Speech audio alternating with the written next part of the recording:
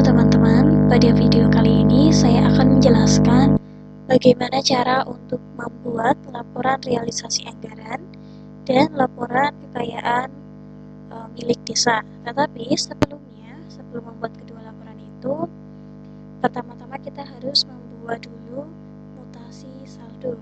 Jadi soal ini untuk membuat laporan keuangan ini adalah laporan keuangan dari transaksi yang soal ketiga yang sudah pernah saya bagikan. Nah, soalnya yang ini ya, yang praktikum siklus keuangan desa. Nah, untuk transaksinya ini. Nah, ini adalah transaksi yang sudah pernah kita catat di buku kas umum, lalu buku pembantu bank dan buku pembantu pajak. Nah, setelah itu kita akan membuat bagaimana laporan keuangan dari transaksi ini, yaitu dari Desa Sukamaju. Nah, kita lihat. Nah, yang perlu teman-teman siapkan sebelum kalian membuat mutasi saldo itu adalah persiapkan soalnya, lalu buku kas umum, dan buku pembantu, yaitu buku pembantu pajak dan buku pembantu bank. Nah, di sini ada saldo awal, ada kolom saldo awal, ada debit, ada kredit. Nah, ini berasal dari saldo awal yang ada di soal. Nah, di sini ya, kita lihat.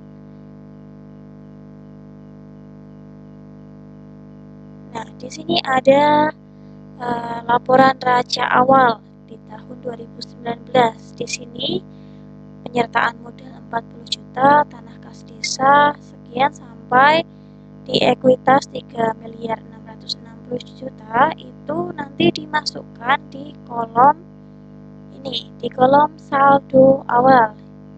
Ini penyertaan modal 40 juta, tanah kas desa 1 miliar sampai dengan ekuitas 3 miliar sekian. Nah, lalu dijumlahkan kanan kiri debit kredit itu harus sama jumlahnya. Nah, kalau sudah, sekarang kita lanjut ke kolom mutasi. Nah, di kolom mutasi ini kita ambil dari buku kas umum dan buku pembantu pajak serta buku pembantu bank. Nah, kita lihat yang pertama dulu, yaitu ada kas di bendahara desa. Nah, kas di bendahara desa itu ada yang di debit, ada yang di kredit. Nah, bagaimana cara menghitungnya? Di sini ada formasi khusus ya untuk kas di bendahara desa. Kita lihat soalnya.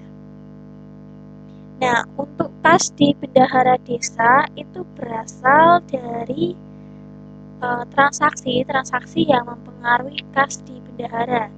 Jadi kalau bendahara itu mengeluarkan uang atau menerima uang, nanti masuk di perhitungan mutasi tadi. Nah, kita lihat contohnya. Di sini transaksi yang pertama tanggal 2 itu ada terima transfer dari Kabupaten Sukatani. Nah, di sini karena transfer maka tidak berpengaruh langsung ke bendahara. Berpengaruhnya adalah ke pembantu bank ya, ke bank. Jadi ini tidak akan mempengaruhi mutasi kas. Nah, transfer di sini ini tidak mempengaruhi nanti di mutasi rekening kas desa. Jadi yang berpengaruh hanya yang bersifat. Nah, di sini karena tanggal 6 diterima hasil pengelolaan tanah kas desa itu ada tunai 10 juta ya. Nah, di sini akan berpengaruh. Ingat, di sini 10 juta. Oke, saya tandai ya. 10 juta. Lalu kemudian di sini ada mutasi kas. Jadi ada penyetoran dari bendahara ke bank. Nah, karena bendahara mengeluarkan uang, maka di sini nanti berpengaruh. Lalu kemudian ada di sini mutasi kas lagi ya, penarikan dari dari rekening kas desa ke bendahara. Maka di sini juga akan berpengaruh. Kemudian di sini secara tunai, kalau secara tunai di sini ada pengaruh juga. Nah, ini DPP, lalu ada potongan PPh, potongan PPN dan potongan PPh. Di sini juga akan berpengaruh. Nah, di sini tunai juga otomatis akan berpengaruh ya. Di sini 400, 250 dan 300.000, totalnya adalah 950.000. Kemudian di sini tanggal 9 itu transfer, jadi tidak berpengaruh. Lalu tanggal 10 di sini transfer. Oke, di sini pengecualian. Pengecualian untuk transaksi yang ada pajaknya, ada potongan pajaknya. Walaupun di sini transfer, tapi di sini potongan pajak di sini akan berpengaruh. Nah, jadi di sini kita tandai. Nah, karena potongan pajak di sini nanti tidak akan dicatat di pemasukan bank, catatnya adalah di buku kas, artinya nanti akan berpengaruh di bendahara, maka di sini berpengaruh. Kemudian di sini penarikan dana akan berpengaruh. Lalu makan minum ya, di sini juga akan berpengaruh. Nah, akan berpengaruh ya. Lalu mutasi kas di sini juga akan berpengaruh. Kemudian di sini transfer, tetapi ada potongan pajak, potongan PPN dan potongan PPh. Maka di sini juga akan berpengaruh, kita tandai. Setelah itu di sini ada pembayaran secara tunai, di sini otomatis berpengaruh. Nah, lalu di sini ada pembayaran secara tunai, itu juga akan berpengaruh. Transfer tidak ya. Nah, di sini ada transfer tetapi ada potongan PPN, maka di sini akan berpengaruh. Kemudian ada mutasi kas, di sini juga akan berpengaruh. Lalu ada pembayaran tunai, di sini akan berpengaruh. 99 juta, 9 juta dan 1.350.000. Oke. Lalu di sini ada pembayaran secara tunai juga berpengaruh. Transfer tidak, mutasi kas berpengaruh, dan sini tunai. Nah, itu saja. Ini yang akan berpengaruh di rekening kas desa ini ya. Nah, perlu diingat, tadi kan kita tandai semuanya, tetapi tidak kita kelompokkan itu termasuk ke mutasi kredit atau mutasi debit. Nah, untuk cara memilihnya, ketika bendahara itu mengeluarkan uang, ada pengeluaran, maka nanti masuk di mutasi kredit. Kalau pemasukan, ada uang masuk ke bendahara, maka akan berpengaruh di debit, mutasi debit. Nah, di sini sudah saya tandai tadi. Tadi kan dari soal. Nah, sekarang sudah saya tandai di buku kas umumnya ya. Di sini buku kas umum. Nah, kalau di buku kas umum, di sini ada penerimaan dan pengeluaran. Maka otomatis kalian tinggal tambahkan saja. Di kolom penerimaan ini nanti yang akan berpengaruh ke rekening kemutasi yang di debit. Jadi tinggal kita tambahkan, yaitu 10 juta ditambah 6 juta ditambah 500.000 ditambah 75.000 ditambah 2.272.727 ditambah 340.000 sekian ditambah 2.500.000 ditambah 50.000 115 juta ditambah 12 juta 1.800.000 ditambah 760, lalu ditambah 4 juta sekian 681 sekian, 140 juta, lalu 9 juta, 1.350.000, dan tambah dengan 3 juta. Itu semua ditambahkan, nanti hasilnya adalah 300 309.875.909. Nah, ini nanti akan masuk di mutasi debit. Oke. Nah, ini ya. Sebentar, ini tak pindahkan dulu.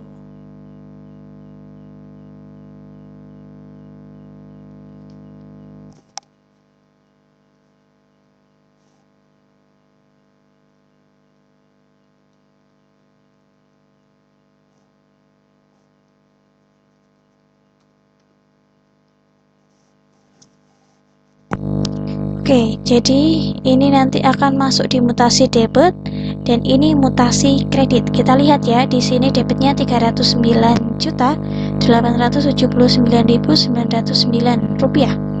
Kita lihat di sini apakah betul? Ya, sama ya. Jadi di sini 309.875.909 rupiah. Nah, kalau di kreditnya itu adalah 279.950.000, maaf. Oke, jadi di sini, nah kreditnya 279.950, sama ya. Nah, tinggal dipindahkan di sini. Oke, gitu ya untuk kas di bendahara desa. Kalau rekening kas desa itu diambil dari buku bank. Jadi rekening kas desa itu kan yang ada pada bank ya. Maka kita lihat di buku bank. Di buku bank di sini kita lihat langsung di jumlahnya di total paling bawah. Nah, untuk buku bank di sini ada pemasukan ya dan ada pengeluaran. Nah, untuk pemasukan di situ ada setoran dan bunga bank, kita tambahkan 518.500.000 ditambah dengan 1.200.000 yaitu 519.700.000. Nah, 519 itu kita pindahkan di mutasi debit. Lalu mutasi kredit yaitu berasal dari ini tadi bagian pengeluaran ini 499 juta. Kita pindahkan di sini di mutasi kredit. Oke, begitu ya. Nah, kalau sudah kita lihat di sini ada hutang pajak pertambahan nilai. Hutang PPN ini kita ambil dari buku pajak. Oke, untuk pajak di sini ada selain hutang PPN itu ada hutang PPH dan hutang PPH 23. 22 dan 23. Kita ambil 3 ini itu dari buku pajak, buku pembantu pajak. Kita lihat buku pembantu pajak. Oke, untuk buku pembantu pajak kita hitung yang PPN dulu. Jadi di sini ada PPN 500.000. Semua yang namanya PPN kita jumlahkan.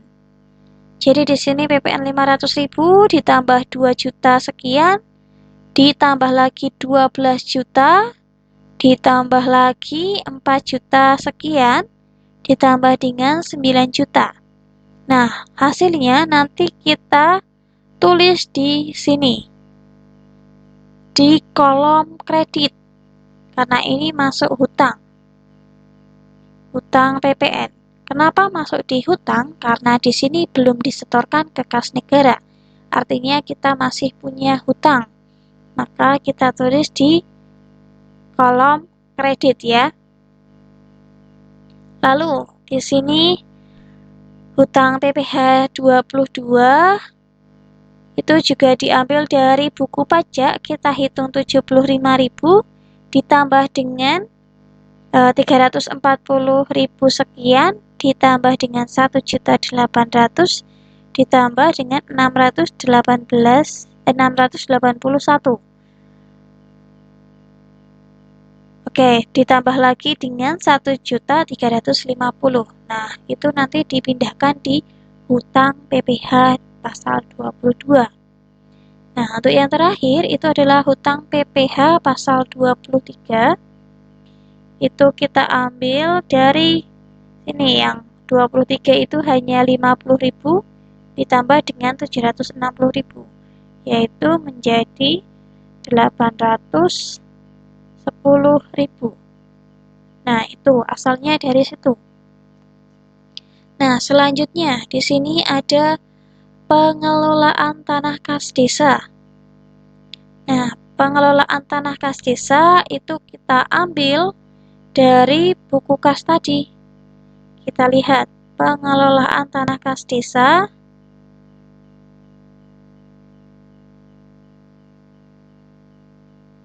Nah, ini ya. Penerimaan dari hasil lelang 10 juta. Ini kan di penerimaan. Nah, kita catatnya di mutasi kredit. Jadi di bagian kredit. Nah, lalu berarti ini pencatatannya adalah sebaliknya ya.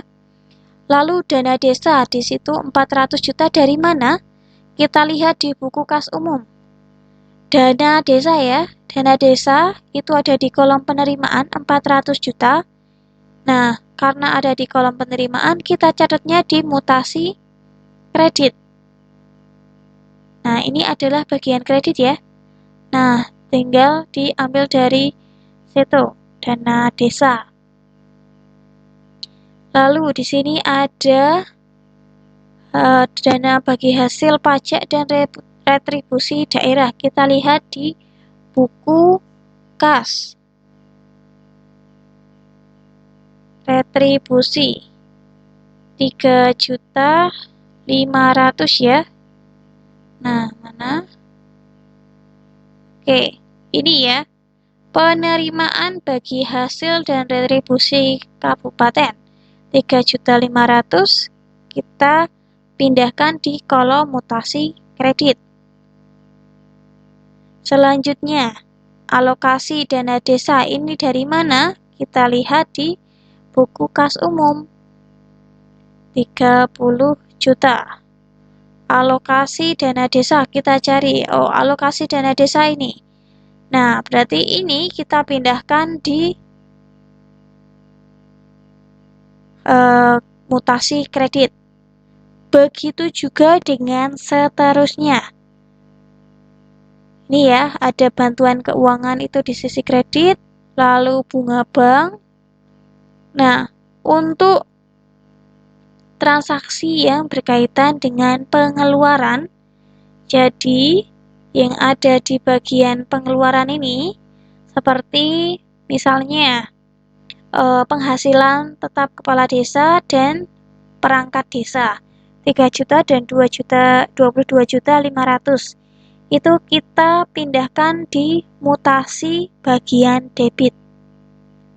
Kalau tadi kan masuknya di pengeluaran di buku kas. Nah, tetapi kita tulisnya di mutasi debit.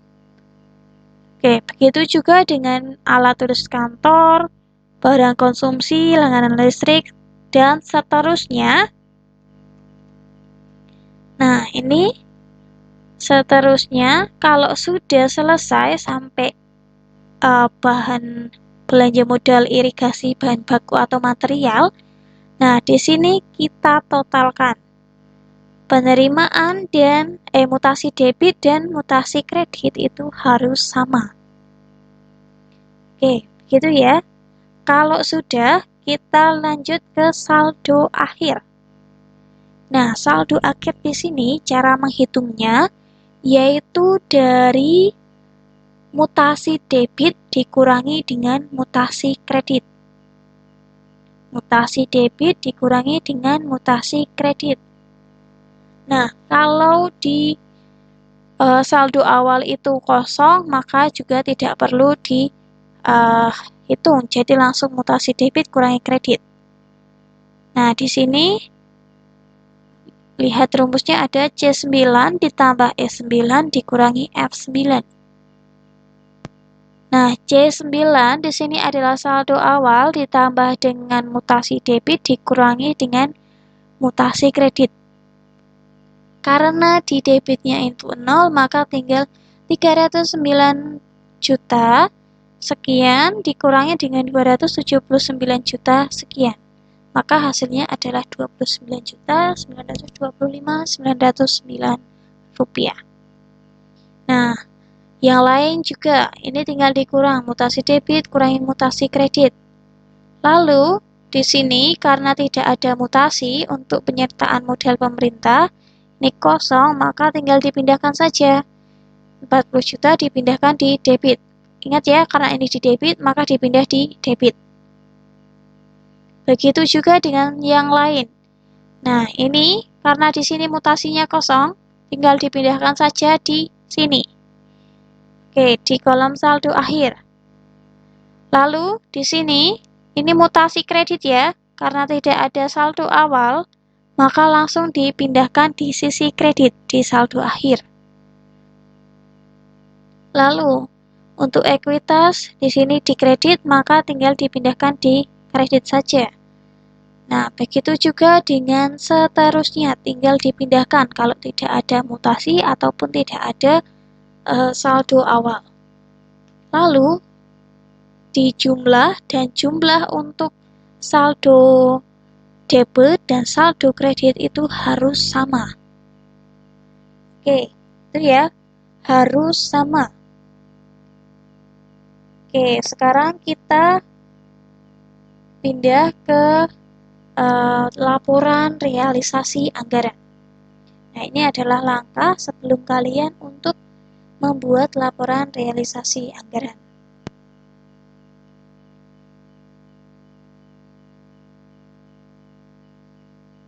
Nah, untuk laporan realisasi anggaran, kalian ada cara-cara khusus.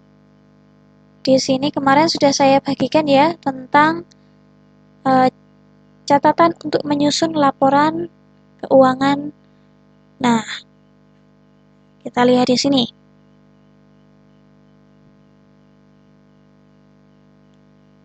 Nah, untuk catatan ini perlu kalian baca terlebih dahulu sebelum kalian membuat laporan realisasi anggaran dan laporan kekayaan milik desa. Untuk yang pertama, laporan realisasi anggaran, kalian harus menjumlahkan terlebih dahulu untuk akun-akun yang memiliki kode 5 digit. Seperti di sini adalah pengelolaan tanah kas desa. Nah, untuk pengelolaan tanah kas desa yang berisi 5 digit itu diisi nominal berdasarkan mutasi saldo kolom saldo akhir sesuai dengan akun yang sama. Setelah yang 5 digit kalian isi semuanya, lalu baru yang kode 2 digit. Nah, 2 digit itu adalah jumlahnya dari yang 5 digit. Yang 5 digit ini kalian jumlahkan lalu dipindahkan di sini. Lalu setelah itu, setelah yang 2 digit selesai, kalian ke yang 1 digit. Nah, 1 digit ini berasal dari jumlah dari uraian yang isinya kodenya 2 digit. Kita langsung praktek saja supaya tidak bingung. Nah, di sini untuk laporan realisasi anggaran, kalian hanya perlu mengisi kolom realisasi dan kolom lebih kurang saja. Untuk anggaran itu sudah berasal dari soal. Nah, ingat, yang perlu kalian isi adalah yang 5 digit dulu, seperti ini. Pengelolaan tanah kas desa, lalu dana desa, sampai dengan bantuan keuangan, lalu bunga bank. Ingat ya, yang 5 digit terlebih dahulu. Nah, di sini pengelolaan tanah kas desa dari mana? Kita lihat di laporan di mutasi saldo tadi. Mutasi saldo tentang pengelolaan tanah kas desa. Kita lihat pengelolaan tanah kas desa ada di kode 4. Nah, di sini di saldonya 10 juta ya, 10 juta di kredit. Maka kita pindahkan, langsung pindahkan saja 10 juta di sini. Nah, karena di sini kode 4.1 ini tidak punya anggota kode 5 digit yang lain, maka 10 juta ini tinggal dipindahkan di sini. Oke. Kalau sudah, kita lanjut ke 5 digit yang selanjutnya. Di situ ada dana desa. Dana desa 400 juta itu berasal dari sini. 400 juta dana desa ada di sini ya. 400 juta. 400 juta di sini kita pindahkan di laporan realisasi. Di bagian realisasi. Bagi hasil itu juga dilihat di mutasi yang tadi. Semuanya dilihat di mutasi. Kalau sudah ini semua ditotalkan, nanti hasilnya adalah 508.500.000. Oke. Kalau sudah bunga bank itu juga ambilnya dari mutasi saldo. Ini mutasi saldo 1.200.000 ya. Kita pindahkan di laporan realisasi anggaran.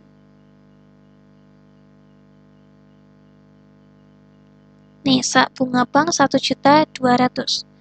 Lalu karena ini anggotanya cuma 1, maka langsung kita pindahkan di kode yang 2 digit.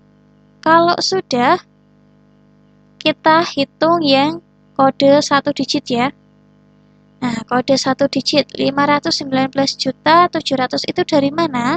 Dari 10 juta ditambah dengan 508.500 ditambah dengan 1.200.000. Maka hasilnya ini. Kalau sudah, ini dipindahkan, 519 dipindahkan ke sini. Nah, begitu juga dengan yang lain. Sampai di kolom belanja yang terakhir. Nah, itu berasal dari laporan di mutasi saldo yang bagian terakhir tadi. Kita pindahkan. Nah, mutasi saldo yang ini ya, yang saldo akhir. Saldo akhir. Kalian patokannya dari sini. Dari semua angka-angka yang ada di sini, kalian pindahkan di laporan realisasi anggaran. Bagian realisasi. Oke, bagian sini ya, kalian pindahkan semuanya. Lalu, kalau sudah, misalnya di kolom belanja, di sini belanjanya berapa? 3 juta ya. 3 juta, lalu penghasilan tetap ke perangkat desa itu 22.500.000. Ini ditambahkan, dituliskan di sini. Begitu juga dengan yang lain. Di sini ditambahkan, lalu hasilnya tulis di sini. Kalau sudah, ini kan masuk ke kode yang kode 5 ya, 1 digit di sini, itu 502.450 itu berasal dari 25.500 ditambah dengan 3.450 ditambah dengan 473.500. Oke. Kalau sudah dipindahkan di sini, kemudian di sini ada surplus dan defisit 17.250 dari mana? Dari total pendapatan 519.700 dikurangi jumlah belanja. Nah, 519 dikurangi 502, maka hasilnya adalah 17.250. Artinya surplus ya.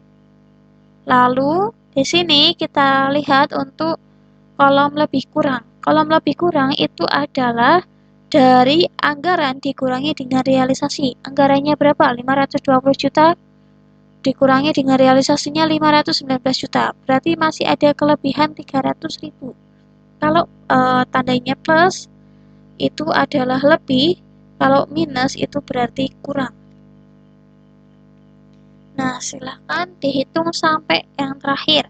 Di sini pengelolaan tanah kas desa anggarannya 10 juta, realisasinya 10 juta, maka di sini impas atau pas. Maka di sini di strip, begitu juga dengan yang lain. Nah, di sini karena real anggarannya 1.500.000, realisasinya 1.200.000, maka di sini sisa 300. Oke, kita lihat ke yang lain. Misalnya di sini ada seperti belanja barang cetak dan penggandaan. Di sini ada anggaran 1.500.000, tetapi tidak ada realisasi. Maka di sini langsung ditulis saja 1.500.000 karena 1.500.000 dikurangi 0 adalah 1.500.000. Oke, di sini karena realisasinya dan anggarannya itu sama, maka di sini kosong. Nah, silakan diisi sampai bawah. Kalau sudah jumlah belanja di total, nah untuk surplus dan defisit di sini itu juga berasal dari sini. Jumlah pendapatannya kan 300.000 dikurangi dengan jumlah beban dan belanja di sini 17.550, maka di sini ada defisit 17.250. Oke, itu ya. Kalau untuk pembiayaan ada isi, maka silakan diisi sama dengan atasnya. Karena ini tidak ada, maka 0 ya. Ini 0 semua, maka sisa lebih pembiayaan itu kita ambilkan dari sini. Dan ini juga 17 juta sekian dari sini. Oke, itu ya untuk laporan realisasi anggaran.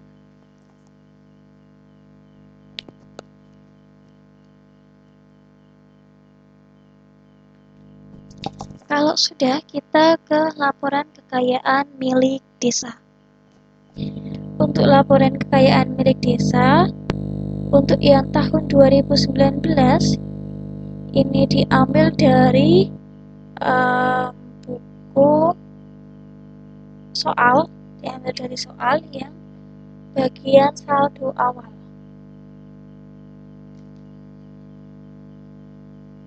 Di bagian ini ya. Di sini ini semua dipindahkan di tadi laporan kekayaan milik desa bagian tahun 2019. Nah, besok kalau ada soal ini sudah dari soal, jadi kalian hanya perlu mengisi yang tahun 2020. Tahun 2020 ini caranya sama seperti tadi laporan realisasi anggaran. Diambilnya dari mutasi saldo yang sudah kita buat tadi. Contoh di sini, kas di bendahara desa. Ingat ya, kalian harus mengisinya yang bagian kode 5 digit dulu. Kas di bendahara desa, kita lihat di mutasi saldo. Nah, ini ya. Kas di bendahara desa, mutasi saldo debit itu adalah 29.925. Maka kita pindahkan di LKMD.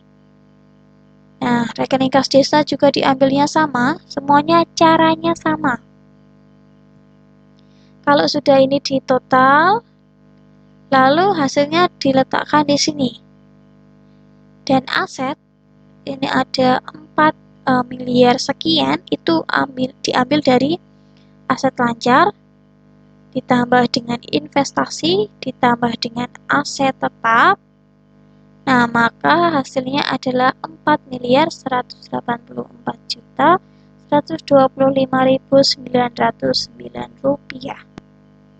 Kalau sudah kewajiban, caranya sama, dan di sini kita lihat catatan untuk laporan keuangan pemerintah desa.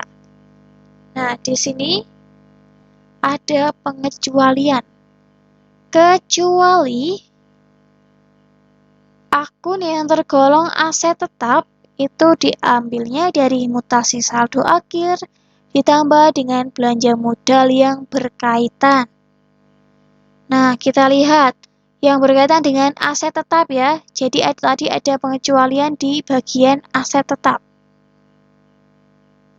Aset tetap di sini kita lihat ada tanah kas desa, komputer, bangunan gedung, jalan, jembatan, dan bangunan irigasi. Kita lihat yang contoh yang pertama. Di sini bisa 1 miliar 3 juta itu diambil dari mana tadi rumusnya? Rumusnya yaitu dari ini ya, saldo akhir, mutasi saldo akhir ditambah belanja modal. Ingat, belanja modal. Belanja modal yang berkaitan. Kita lihat di buku, kita lihat di mutasi saldo. Nah, untuk mutasi saldo, tadi bagian tanah kas desa ya. Ini tanah kas desa 1 miliar ditambah dengan belanja modal yang berkaitan. Kita lihat di belanja modal. Mana belanja modal? Nah, ini. Belanja modal di sini.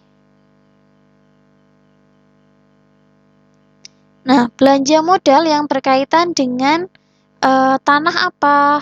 Yaitu belanja modal, pengukuran, dan sertifikasi tanah. Karena di sini saldonya 3 juta, maka tadi 1 miliar. 1 miliar yang di sini tanah kas desa ditambah dengan 3 juta tadi. Maka untuk LKMD, nah di sini adalah 1 miliar 3 juta. Begitu juga dengan komputer, bangunan, jalan, jembatan, dan bangunan air irigasi. Itu diambilnya dari mutasi saldo ditambah dengan belanja modal yang berkaitan. Nah, caranya sama. Belanja modal yang berkaitan itu ada apa saja? Tadi kalau aset tetapnya peralatan komputer, berarti di sini belanja modalnya ditambahkan dengan peralatan komputer. Ada modal jalan di sini ya, ditambahkan. Tapi diingat di sini modal jalan itu yang mana? Pembayaran upah atau pembelian bahan baku atau sewa alat. Nah, silahkan dicoba diteruskan sampai dengan bangunan irigasi, bangunan air irigasi. Nah, lalu kita lihat untuk catatan selanjutnya. Di sini adalah khusus akun ekuitas dan ekuitasal.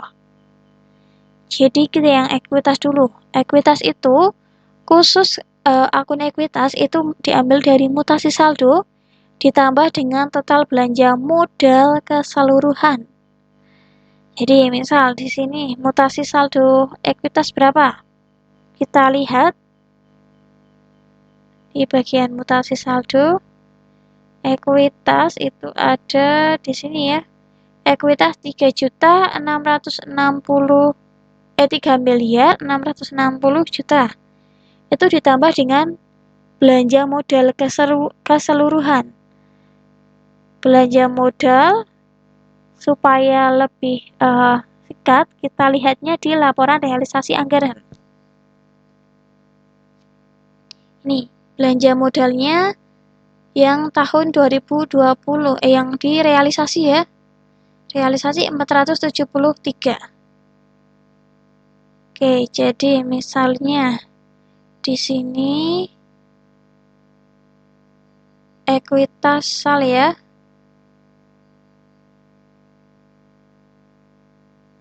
Ekuitas dulu.